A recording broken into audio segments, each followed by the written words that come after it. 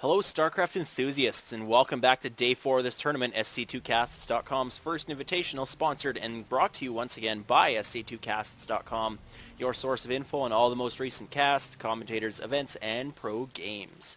I am your host once again, Shiki SC, and this is going to be the ace match, the third and final game between Liquid TLO spawning as the yellow Terran in the bottom left-hand corner on Steps of War. So very, very short rush distance on this map, and already his opponent, WhiteRa, the red Protoss, spawning at the top right-hand position, is going to be putting down a proxy, and it is a pylon here just south of the Zelnaga Tower. And with that, he's going to be putting down a gateway and putting on some early pressure. And now it's up to TLO to react and see if he can deal with this. Of course, it was loser picks next map. TLO did lose game 2 on Metalopolis, and that means he chose Steps of War here, so it is once again up to him to take advantage of the map he has picked. His supply depot is finished, his barracks is not started, he is checking for a proxy, but it's not in his base, it is outside of his base. Now, it's not really that much of a difference, but it is about half of the run distance less. The probe is taking a few pot shots at this SCV, just buying some time, maybe stopping some of these SCVs from scouting, because if TLO gets a scout off any time in the next few minutes, he will be able to notice there are no gateways in WhiteRa's base. Duckload Raw, once again, is WhiteRa, and he will expect some kind of cheese play. And no SCVs have left his base quite yet, so he may be in a little bit of trouble. The gateway is just finished, and the first zealot is now being chrono boosted out. WhiteRa is almost supply locked, so he needs to get this pylon down. If the pylon doesn't finish by the time this zealot finishes, which it is not going to, he will be supply locked, and still only working off one gateway. I find this kind of peculiar. One gateway proxy, that's kind of rare.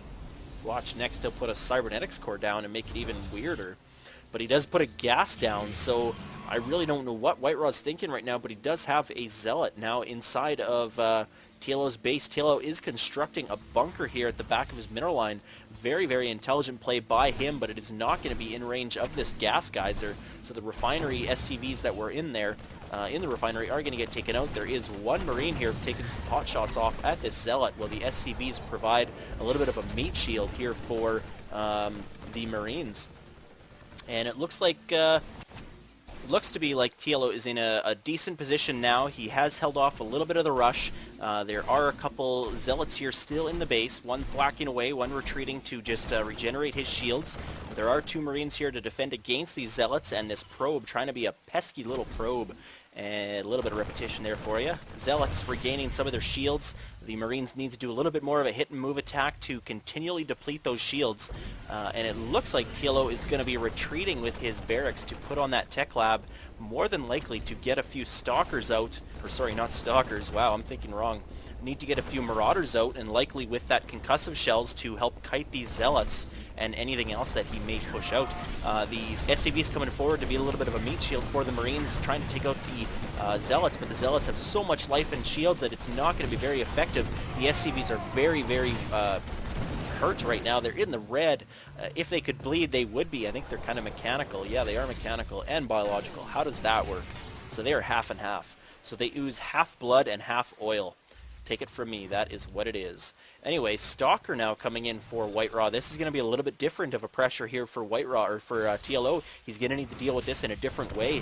The Stalkers are able to take out Marines quite easily, but he's not even focusing the Marines. He was actually just focusing down the SCV that was low on health, and now he just finishes up the two Marines, and now a Marauder pops out and takes out that Stalker.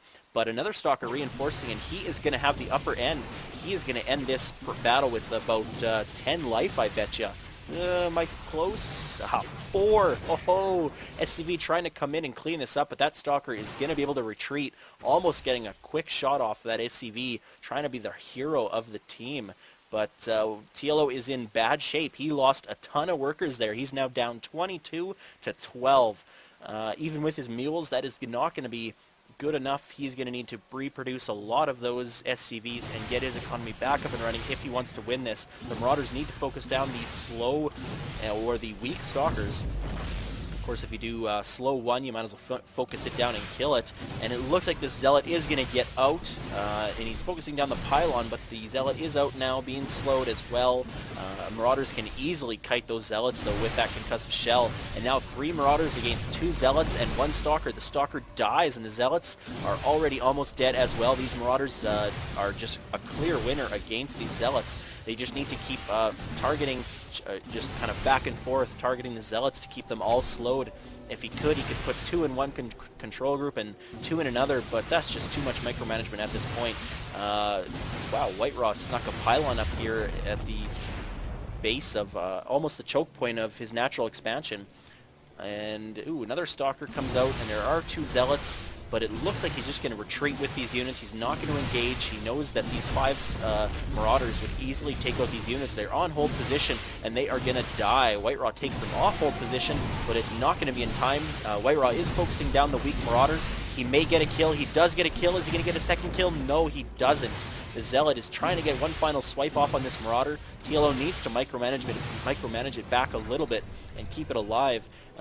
Probably needs to take out this gateway ASAP. There is no more incoming pressure, but he doesn't know that. He thinks there's still more pressure incoming, so he's going to retreat to regain his footing. I personally would have taken out that warp gate or that gateway. It was warping to or morphing to a warp gate.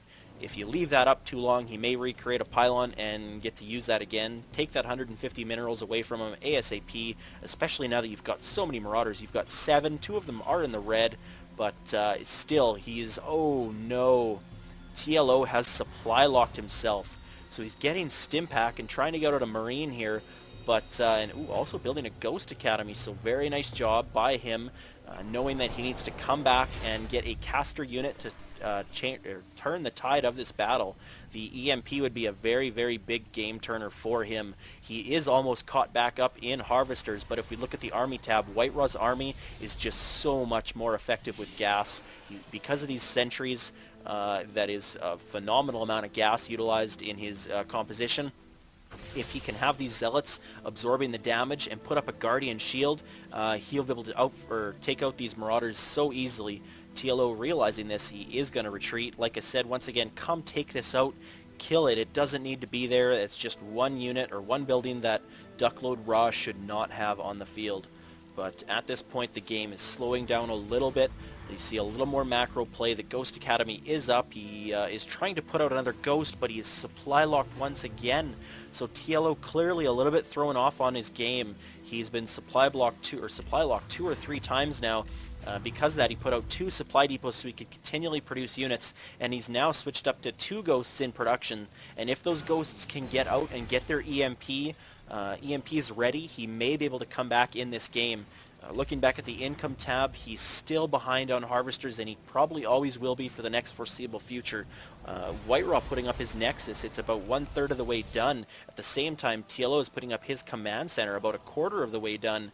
So kind of neck and neck in that situation. But once again, looking at the army tab, well, it's a little bit closer now. TLO with these Ghosts coming out, that was a lot of gas that he needed to incorporate into his army.